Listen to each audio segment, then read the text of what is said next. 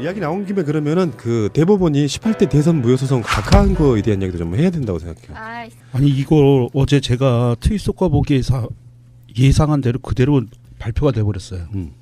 심리가 없는 상태에서 판결을 내린다고 하니까 각하밖에 사실은 기대할 게 없었는데 이게 대법원이 딱 그런 거였어요. 박근혜 전 대통령이 헌법재판소의 탄핵 심판 결정으로 파면돼 원고들이 더 이상 18대 대선의 무효를 구할 법률상 이익이 없다. 이렇게도 됩니까? 그러면 박근혜가 지금까지 적폐로 4년 넘는 시간 동안 한국의 대통령이었다는 비용은 누구한테 청구해야 되냐고. 근데 이거는 일단 이 팩트부터 짚고 가야 되는데 이게 지금 전자개표기 사용이 적법하다라고 쌍따옴표를 했다면 인용부호거든요. 이 인용부호는 헌법재판소가 이렇게 인용했다는 겁니다. 이 자체가 불법이에요. 설명해 드릴게요. 공직선거법에는 전자개표기란 말이 없어요. 이게 얼마만큼 무지한지를 단적으로 보여주는 전자분류기입니다. 또는 투표지 분류기예요. 그러니까 분류만 하는 거지 개표가 아니라고요. 전자개표기가. 그렇게 쓰지 말라고 선관위에서도 얘기하는데 대한민국 법정에서 이걸 썼단 말이죠. 아니요. 이거는 그 소송 원고 쪽에서 이렇게 썼다라고 언론이 주장했다라고 인용을 한 거고요. 선거 소송인단이 그래요. 네, 그렇게 하고 지금 이게 문제가 되는 게 마음이 많이 아픈 게 선거 무효 소송은요. 우리가 법률적으로 좀 들여다봐야 될 부분이 있어요. 판사가 판결을 하잖아요. 그런데 판사가 피고인이에요. 무슨 말씀인지 시민이 아시죠? 선거 관리를 하는 선거 관리를 책임지는 사람이 음. 각 지역에 있는 판사들, 부장판사들을 많이 임용하잖아요. 개표소에. 원래 그 위원장이 다 판사들이에요. 예, 그러니까 판사들이 개표소에 가 있는데 이렇게 되면 이게 개표에 부정이 있을 확률이 높기 때문에 소송을 걸었거든요. 선거 무효 소송을 걸었는데 원고는 소송인단이지만 피고는 대한민국이라고 하지만 자세히 들여다보면 전국에 퍼져져 있는 판사들을 상대로 소송을 거는 거거든요. 그런데 이 판사가 판결을 내려야 되는 이 불합리성이 있어요. 이거는 다음 정부에서 개헌을 하든 법률을 개정을 하든 이 부분은 좀 띄어내야 될 것 같아요. 헌법재판소라든지 여타기관으로 좀 띄어내지 않으면 이거는 이게 소송에서 이익이 충돌될 때는 기피 신청도 하고 여러 가지 방법이 있거든요. 내가 찌라시님을 상대로 소송을 했는데 그 판사한테 갔어요. 그런데 판사가 찌라시님의 동생이야. 그러면 기피 신청이 가능하거든요. 그런데 이거는 할 수가 없어요. 이런 불합리한 제도를 지금 끌고 왔기 때문에 이 판사가 이렇게 어마무시하게 소송에 실익이 없다라고 하면서 각하 결정을 내린 거거든요. 근데 저는 아까 나무님 얘기한 것처럼 헌재의 탄핵 심판이 나서 이미 파면이 됐기 때문에 이게 이거를 대선을 무효다라고 판결을 한다 하더라도 법률상으로 이익이 없다라는 얘기가 사실 말이 안 된다고 생각해요. 이게 이 선거 무효 소송의 법률상의 이익은 누구를 쫓아내는 게 문제가 아니에요. 그게 아니라 이게 원천 나가리라는 것을 증명하는 게 문제인 거예요. 사회적 교훈. 그렇죠. 예, 그러니까 부정선거였고 그리고 그것의 교훈을 가지고서 앞으로의 선거 관리를 어떻게 할 것인가에 대한 문제가 되는 것이기 때문에 이게 지금 당사자 이미 쫓겨났는데요. 이 얘기를 하고 있을 때가 아니라니까. 너무 나이브하게 문제를 인식하고 있는 것 같아. 판사가 얼마만큼 이게 그 이상한 판결을 내린 거냐 하면은요. 법학을 배우는 사람은 법대 처음에 가면 법을 배울 때 두 개를 배워요. 그러니까 여러 가지 배우지만 그중에 두 개를 예를 들을게요. 하나는 취소고 하나는 무효가 있어요. 법률 행위를 할 때 어떠한 것을 취소한다와 무엇을 무효로 한다는 굉장히 큰 차이가 있어요. 박근혜가 대통령이 된 거를 취소하겠다. 와, 박근혜가 대통령이 된 거는 무효다. 이건 굉장히 큰 차이가 있는데 선거 무효 소송이었거든요. 이거는 쟁송을 해서 어떤 행정 조치를 취소해달라는 소송이 아니었어요. 그러면 판사는 이게 법리적인 판단을 하고 증거를 확인해서 이게 원래 무효였는지 아니면 유효였는지를 판단을 해줘야 되는 거예요. 그것만 따지면 되는 거예요. 그렇죠. 그런데 이거를 자기 업무를 그 태만히 했다는 거죠 지금. 그러니까 가령 이혼하고 혼인 무효하고는 다른 거라니까. 근데 그렇죠, 이게, 예. 이게 저는 이제 그런 측면도 있지만 지금 판사가 제가 확인했는데 맞네요. 그 개표 전자개표기라고 썼어요. 그 용어가 없습니다. 178조 2항을 들었는데 그건 전자개표가 아니에요. 지금 그 판사들도 잘 모르고 있는 거고요. 더 플랜이 지금 사회적 반향을 일으키고 있고 중앙선거관리위원회는 이거를 대선 끝나고 확인하자 이렇게 됐단 말이에요. 그런데 이것 때문에 지금 18대 대통령 선거의 투표용지가 보관되어 있어요. 그러면 이게 기각돼 버리면 이 투표용지를 보관할 이유가 없어요. 한 달 뒤에 폐기하게 돼 있어요. 폐기해도 아무도 말릴 수가 없어요. 네, 그리고 지금 보관도 이제 느슨하게 돼 버리는 겁니다. 그래서 이런 측면에서 왜 이 시점에서 4년간 끌다가 4년 반을 끌다가 이제 왔느냐. 그다음에 지금 판사가 인용한 178조 2항은 14년 1월 달에 개정된 거예요. 그 전에는 이 조항이 없었어요. 그렇기 때문에 12년도 기준으로 해야 되거든요. 그러니까 이게 소급해서 지금 기각한 거 아닙니까? 이거 굉장히 문제가 많아서 이후에도 또 논쟁 소지가 분명히 있다고 정말 보는 그러네요. 거죠. 이게 그냥 아무 생각이 없다가 이게 이거를 띡 보고 뭐야 이미 다 파면됐는데 뭐 소용없어. 에이, 됐어. 이렇게 한 그런 정도가 아니라 그럼 4년 동안은 무슨 생각으로 끌었는가? 그렇죠. 이 사람 지금 얘기하는 걸로 보면 파면이 됐으므로 뭐 별 소용이 없으라고 한다면 그럼 4년 동안 그 사람이 권좌에 있는 동안에는 그걸 왜 안 하고 있었어? 이게 굉장히 이제, 중요한 이제 문제인데. 알았다. 내가 깜빡이네. 그러니까 계속 이런 식으로 자기들은 말 못할 어떤 이 곤란함을 4년 동안을 뭉개고 있다가 다른 곳으로 이제 파면이 되고 나니 거기에 대해서 아이고 좋다 핑계가 생겼어라고 하고서 이건 뭐 이미 파면됐으니까 소용없는데요? 라고 하고 자기는 딱 손을 떼는 식이 되고 그리고 지금 말씀하신 것처럼 이런 모든 것을 이것 때문에 보관하고 있었던 것을 딱 원천 무효화시켜버리고 끝내는 거죠. 그렇죠. 폐기시킬 수 있는 기회가 된 거고 제가 아무리 봐도 그런 것 같아요. 대법원장이 관심법이 있어서 곧 박근혜 탄핵될 거니까 기다려 이렇게 해서 기각한 거야. 맞죠? 정말 똑똑한 놈이네. 안 웃어주면 어떡해요. 그러니까 기다려 하고 뭉개고 있었다는 거지. 기각이 아니라. 아니 이게 어차피 탄핵될 걸 예측한 거지. 대법원에서는 이번 올해 12월 달에 정식 대선이 있을 때까지 뭉개고 갈 생각이었어. 그러니까 6개월 넘으면 안 된다라는 법조항이 있는데도 불구하고 4년을 끌어온 거지.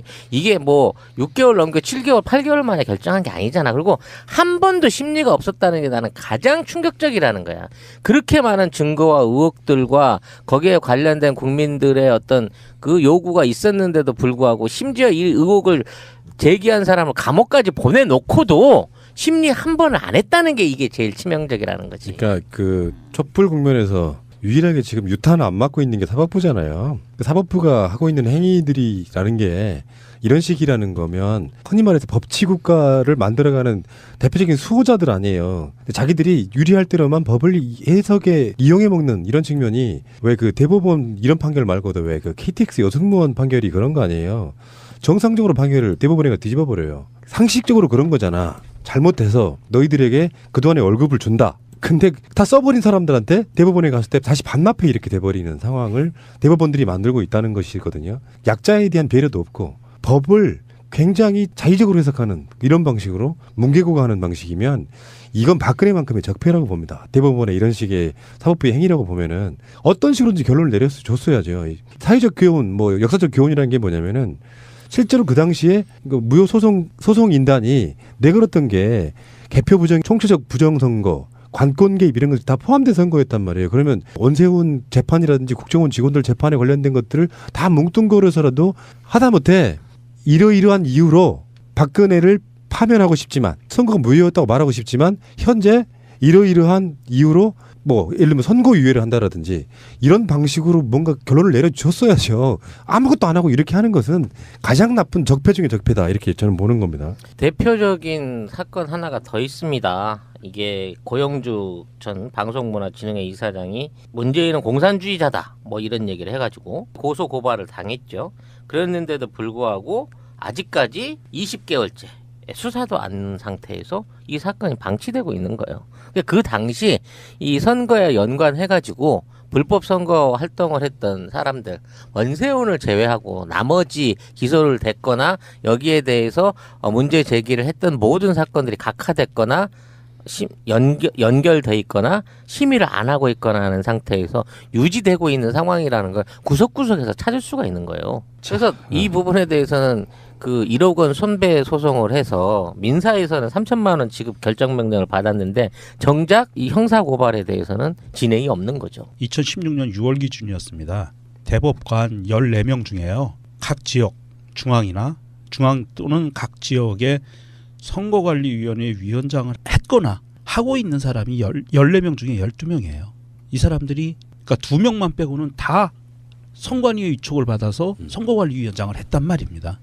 그러니까 본인이 재판하는 거를 본인이 피고인이 된 사건을 하는 거야. 이게 얼마나 말도 헷갈리네. 얼마나 얼토당토하는 일이냐. 이건 제도적으로 반드시 개선해야 된다는 그런 말씀을 꼭 드리고 싶어요. 뭐 전자개표기든 뭐 투표지 분리기든 간에 이런 식으로 뭔가 왜곡될 수 있는 해킹의 위험성, 왜곡될 위험성이 있는 것을 대법원이 한번 제동을 걸어줘야 돼요. 그래서 이게 확실하게 안전하다는 것을 증명하지 않으면 수개표를 해야 된다라는 결론을 내려줘야 이게 나중에 논란이 안 되거든요. 근데 논란이 안 되게끔 만들어 놓지 않고 지금 계속 이런 식으로 일종의 쌓여있는 적폐 중에 지나온 과정 속에 어떤 기술의 발전, 물론 뭐 사실은 전자개표기를 도입한 것도 김대중 정권 때지만 그것을 주장했던 게 그 당시 한나라당이라는 설도 있어요. 한나라당 때 네, 발의가 됐고 네. 시행이 김대중 대통령 때 시행된 거죠. 그건 저도 잘 몰랐던 지점인데 그래서 빠르고 편한 게 중요한 게 아니라 투명한 게 중요하다. 저도 개표 조작이랄까 이런 거에 이제 핵심 코어를 이제 깨달은 것 같거든요. 전산망에 들어가서 뭔가 숫자를 조작한다거나 이건 사실 불가능하고 각 개표하는 곳마다 나오는 숫자가 있기 때문에 이것이 조작되지 않으면은 전체적인 숫자의 합은 조작할 수가 없다. 누군가는 감시하니까. 그런 면에서 봤을 때는 이 투표지 분류기에 대한 부분은 대선 무효 소송 자체를 각하한 것도 정말 그 분노스럽지만 이 부분은 앞으로도 차후에도 뭔가 불행의 씨앗이 앵태될 수 있는 여지를 남겨놔 버린 거라서 대법원이 이런 판결하면 또 한 몇 달 있다가 또 하고 그러지 않는단 말이에요. 못하죠. 이 판결 하나가 몇 년 간다는 판결이 있다 보면 이건 굉장히 심각한 거예요. 이거 굉장히 충격적이었고 왜 4년을 끌어서 이제 와서야 기각을 했고 더 플랜이 한참 반향을 일으키고 있는데 이 시점에 이제 이렇게 이제 툭 고춧가루를 이제 뿌린 거죠. 그리고 시민의 눈이 지금 5만 3천 명이 모여서 투개표 수개표 법안, 투표소 수개표와 관련해서 법안이 마련되고 곧 이제 투쟁에 돌입할 텐데 이런 시점에서 이걸 툭 던졌는지 모르겠습니다. 분명히 말씀드리지만 투표지 분류기는 문제가 많습니다. 그리고 왜 투표지 분류기만 유독 관계자들이 신성시 여기는지 저는 모르겠어요. 분명히 어제도 각 정당 후보자들 찾아다니면서 제가 이 문제 해결을 촉구했고 간단하게 해결 방법이 있어요. 간단합니다. 계한부에서 2명만 더 배치해서 후보자별로 분류해서 분류된 표를 이 분류기에 통과시키면 돼요. 돈도 더 들어가지 않고 사람도 더 들어가지 않습니다. 그런데도 불구하고 이걸 받아들이지 않는 거에 대해서 분명히 주권자인 나는 유권자인 나는 투표지 분류기에 뭔가 문제가 있다 이렇게 볼 수밖에 없다.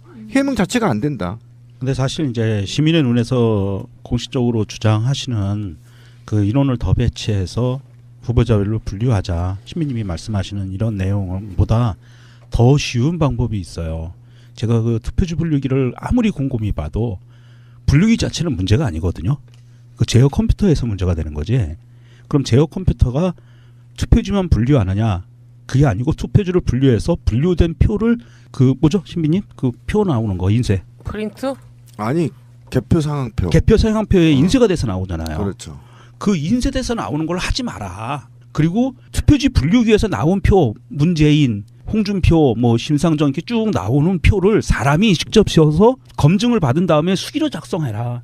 그러면 투표지 분류기 자체에 컴퓨터가 인쇄하는 이런 불상사가 벌어지지 않으면 좀 더 꼼꼼하게 검증이 될 거 아닌가. 저는 그런 생각이거든요. 그러니까 문제는 이제 홈표 발생을 어떻게 찾아내는 거냐는 건데. 그러니까 일일이 이제 손으로 세야죠. 네, 그게 원래 맞는 거고요. 그래서 검열위원이 독일이나 선진국처럼 이렇게 일주일 세거든요. 이렇게 한 장씩 다 넘기면서 봐야 되는 게 맞는데 그런 절차가 이제 빨리빨리 문화 대한민국에 진짜 그런 건 있어요. 그런 것 때문에 이번에 보세요. 지금 8시에 개함 시작하거든요. 개표 시작하는데 지금 한 12시 되면 끝날 거 아니에요. 그죠? 대충 8시까지 확정은 나오죠. 8시까지 투표를 하니까. 예, 예. 예, 그러면 아니 그런데 이제 사전 투표함이 미리 있기 때문에 까기 시작해요. 들어가서 8시 되면. 그러니까 55분까지 대기하고 있어야 되는데. 그래서 이제 그렇게 되면 차라리 한 12시 정도 되면 이렇게 당선 발표가 되잖아요. 거의 뭐 유력 확정적으로. 예. 근데 그렇게 빨리 해버리는 거잖아요. 예. 그러니까 그만큼 예. 유관 검시를 할 수 없다라는 게 이번 절차도 큰 문제가 있다 이렇게 보시면 돼요. 개표를 모아서 하는 시스템에서 투표지 분류기까지 들어가서 분류돼서 나오는 시간과 그 다음에 그 분류기에서 나오면 사람이 수검표를 하는 거잖아요. 법적으로는 수검표에서 위원장이 공표하는 시간이 거의 비슷해요. 정말 불합리한 거거든요. 그러니까 수검표를 안 한다는 얘기죠. 얘기를 마무리하자 그러면 이런 생각을 가지고 있을 수 있습니다. 뭐 어차피 문재인 대통령이 될 가능성이 높은데 굳이 지난 의혹을 들춰내서 뭐 하냐 하실 수 있는데요. 이건 약간 다른 문제라고 생각이 들거든요. 문재인 후보가 대통령이 되는 건 되는 거고 언제든지 이런 일은 재발할 가능성이 있다. 워낙에 여론조사 지지율 차이가 나버리기 때문에 조작은 불가능하다고 할지라도 그런 거 아셔야 돼요. 저 정병지 목사랑 인터뷰를 해서 나온 이야기인데 3.6% 미분류표 이야기가 나왔었잖아요. 18대 대선 때. 네. 그리고 나서 한틀 시스템으로 해서 미루 시스템 증가로 바뀝니다. 근데 그 후로 미분류표가 적게 나와요. 그러다가 작년 총선 때는 미분류표가 6%가 넘었어요. 그러니까 뭐가 어떻게 될지를 모르는 상태로 지금 그 핵심이 기계가 부족하다 이런 게 아니잖아요. 기계가 성능이 떨어진다 이런 게 아니라 뭔가가 잘못된 오류. 그러니까 예를 들면 선관위 직원들과 아무런 연관이 없더라도 잘못 심어진 코드 하나로도 그렇게 미분류표를 토해낸다. 이런 의혹들은 빨리 짚어주고 넘어가야지. 예를 들어서요. 만약에 이 상황에서 만약에 문재인 후보가 대선에 지는 상황이 벌어진다. 그러면 저는 국민들이 일제히 이제는 선관위로 짱돌 들고 향할 거라고 그렇겠죠. 생각해요. 당연히 그때는 그 상황이밖에 될 수밖에 없다. 그러니까 당장 문재인 대세론에 이제 묻어가면서 18대 대선을 그냥 묶고 가. 이렇게 말하는 사회적 분위기. 선관위도 그렇고 대법원도 그렇고 이거는 굉장히 잘못된 거다라고 보는 거고 정권이 바뀌더라도 무조건 이것은 검증을 다시 해야 된다라고 보는 거죠. 예, 그리고 한 가지 있어요. 지금 이거를 해결하지 않으면요. 탄기국 박사모 아이들이 19대 대통령 무효소송을 또 제기해요. 이미 하겠다고 했잖아요. 그러니까 이게 진영의 논리가 아니야. 신뢰의 문제고 그다음에 이게 시스템의 문제죠. 시스템의 문제인 거예요. 어차피 한 번은 언제가 됐든 검증이 돼야 되는 부분이에요.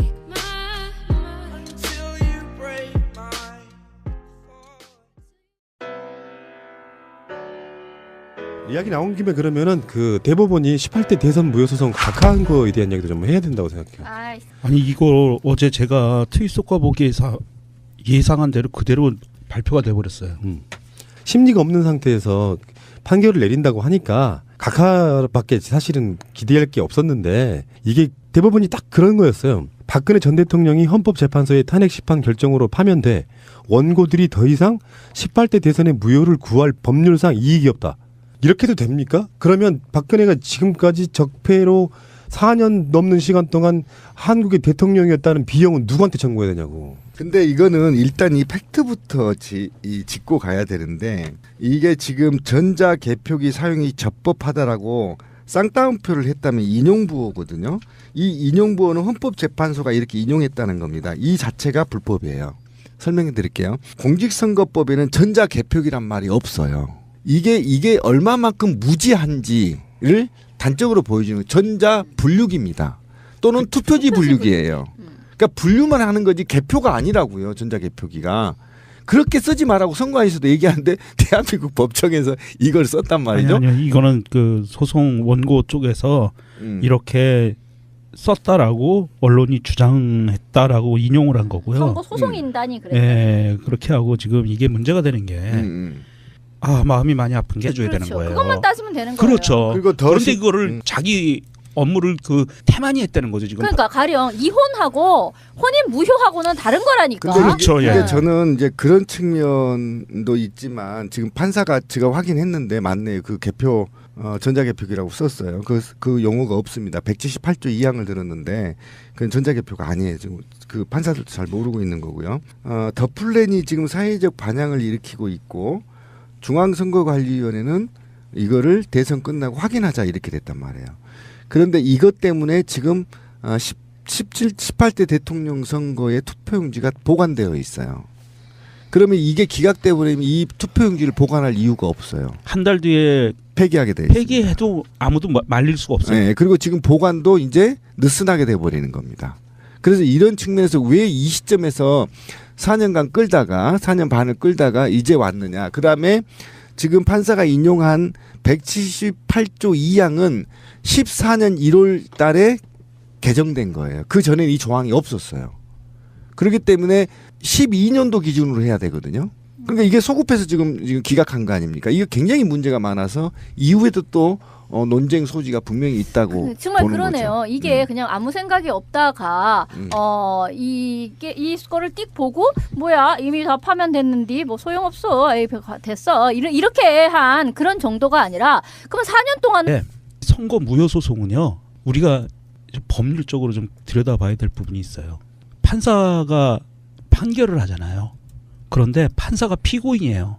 무슨 말씀인지 신민님 아시죠? 선거 관리를 하는 선거 관리를 부장 책임지는 판사. 사람이 각 지역에 있는 판사들, 부장 판사들 많이 임용하잖아요. 개표소에. 원래 그 위원장이 다 판사들이에요. 예, 그러니까 판사들이 개표소에 가 있는데 이렇게 되면 이게 개표에 부정이 있을 확률이 높기 때문에 소송을 걸었거든요. 선거 무효 소송을 걸었는데 원고는 소송인단이지만 피고는 대한민국이라고 하지만 자세히 들여다보면 전국에 퍼져져 있는 판사들을 상대로 소송을 거는 거거든요. 그런데 이 판사가 판결을 내려야 되는 이 불합리성이 있어요. 이거는 다음 정부에서 개헌을 하든 법률을 개정을 하든 이 부분은 좀 띄어내야 될 것 같아요. 헌법재판소라든지 여타기관으로 좀 띄어내지 않으면 이거는 이게 소송에서 이익이 충돌될 때는 기피 신청도 하고 여러 가지 방법이 있거든요. 내가 찌라시님을 상대로 소송을 했는데 그 판사한테 갔어요. 그런데 판사가 찌라시님의 동생이야. 그러면 기피 신청이 가능하거든요. 그런데 이거는 할 수가 없어요. 이런 불합리한 제도를 지금 끌고 왔기 때문에 이 판사가 이렇게 어마무시하게 소송에 실익이 없다라고 하면서 각하 결정을 내린 거거든요. 근데 저는 아까 나무님 얘기한 것처럼 헌재의 탄핵 심판이 나서 이미 파면이 됐기 때문에 이게 이거를 대선을 무효다라고 판결을 한다 하더라도 법률상으로 이익이 없다라는 얘기가 사실 말이 안 된다고 생각해요. 이게 이 선거 무효 소송의 법률상의 이익은 누구를 쫓아내는 게 문제가 아니에요. 그게 아니라 이게 원천 나가리라는 것을 증명하는 게 문제인 거예요. 사회적 교훈. 그렇죠. 예, 그러니까 부정선거였고 그리고 그것의 교훈을 가지고서 앞으로의 선거 관리를 어떻게 할 것인가에 대한 문제가 되는 것이기 때문에 이게 지금 뭐요? 당사자 이미 쫓겨났는데요? 이 얘기를 하고 있을 때가 아니라니까. 너무 나이브하게 문제를 인식하고 있는 것 같아. 판사가 얼마만큼 이게 그 이상한 판결을 내린 거냐 하면은요. 법학을 배우는 사람은 법대 처음에 가면 법을 배울 때 두 개를 배워요. 그러니까 여러 가지 배우지만 그 중에 두 개를 예를 들게. 하나는 취소고 하나는 무효가 있어요. 법률 행위를 할 때 어떠한 것을 취소한다와 무엇을 무효로 한다는 굉장히 큰 차이가 있어요. 박근혜가 대통령이 된 거를 취소하겠다와 박근혜가 대통령이 된 거는 무효다. 이건 굉장히 큰 차이가 있는데 선거 무효 소송이었거든요. 이거는 쟁송을 해서 어떤 행정 조치를 취소해달라는 소송이 아니었어요. 그러면 판사는 이게 법리적인 판단을 하고 증거를 확인해서 이게 원래 무효였는지 아니면 유효였는지를 판단을 일단 무슨 생각으로 끌었는가. 그렇죠. 이 사람 지금 얘기하는 걸로 보면 파면이 됐으므로 뭐 별 소용이 없으라고 한다면 그럼 4년 동안 그 사람이 권좌에 있는 동안에는 그걸 왜 안 하고 있었어? 이게 굉장히 이제 중요한 알았다. 문제인데. 내가 깜빡이네. 그러니까 계속 이런 식으로 자기들은 말 못할 어떤 이 곤란함을 4년 동안을 뭉개고 있다가 다른 곳으로 이제 파면이 되고 나니 거기에 대해서 아이고 좋다 핑계가 생겼어라고 하고서 이건 뭐 이미 파면됐으니까 소용없는데요?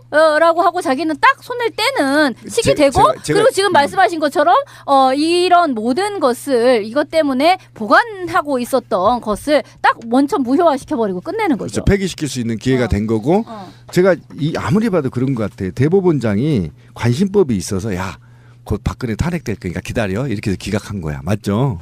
정말 똑똑한 놈이네. 현행 안 웃어주면 어떡해요. 그러니까 기다려 하고 뭉개고 있었다는 거지 기각이 아니라. 아니 이게 어차피 아니 탄핵될 걸 예측한 거지. 대법원에서는 이번 올해 12월 달에 정식 대선이 있을 때까지 뭉개고 갈 생각이었어. 그러니까 6개월 넘으면 안 된다라는 법조항이 있는데도 불구하고 4년을 끌어온 거지. 이게 뭐 6개월 넘게 7개월, 8개월 만에 결정한 게 아니잖아. 그리고 한 번도 심리가 없었다는 게 나는 가장 충격적이라는 거야. 그렇게 많은 증거와 의혹들과 거기에 관련된 국민들의 어떤 그 요구가 있었는데도 불구하고 심지어 이 의혹을